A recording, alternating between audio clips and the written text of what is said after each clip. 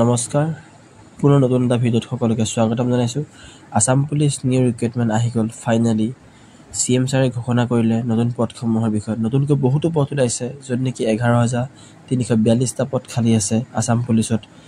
আৰু আপোনাৰ বহুতো বিভাগত বহুতো পোষ্ট খালী আছে। সকলোৰে এটা সপোন আছিল যে আসাম পুলিচ হোৱা সপোন আছিল। বহুতো কষ্ট কৰিছে কিন্তু চাকৰি পোৱা নাই। হাৰ নেমানিব, আকৌ ওলাইছে নতুনকৈ পদ। দৌৰিবলৈ আৰম্ভ কৰি দিয়ক। আৰু আপোনাৰ নতুন পদসমূহৰ বিষয়ে কি ক'লে মুখ্যমন্ত্ৰী ডাঙৰীয়াই, তেওঁ কি ক'লে ভাষণত, শুনকচোন বাৰু।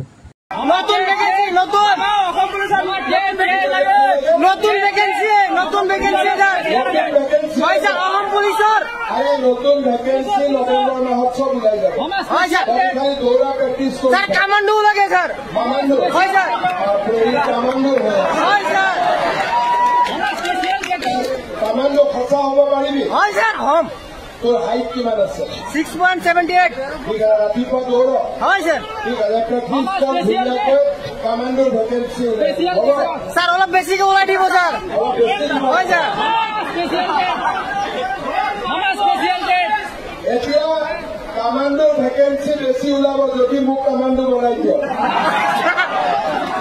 প্ৰথমতেতো আমাৰ কমাণ্ডো কেনেকুৱা পলিটিক্স, যেতিয়া আমি ইয়াত ইলেকশ্যন জিকি যাম তেতিয়াহে আমি কমাণ্ডো হ'ব পাৰিম, হয়নে নহয়? সেইকাৰণে চবেই ধুনীয়াকৈ বিজেপিক ভোট দিব আৰু বাকী যি সমস্যা আছে এইবিলাক মোৰ মূলৰ প্ৰফিট আছে। পাইছে কোনটো বিভাগত কিমান পদ ওলাব, কামাণ্ডো আহিব, আসাম পুলিচ ABEB আহিব, সকলো বিভাগতে পোষ্ট ওলাব।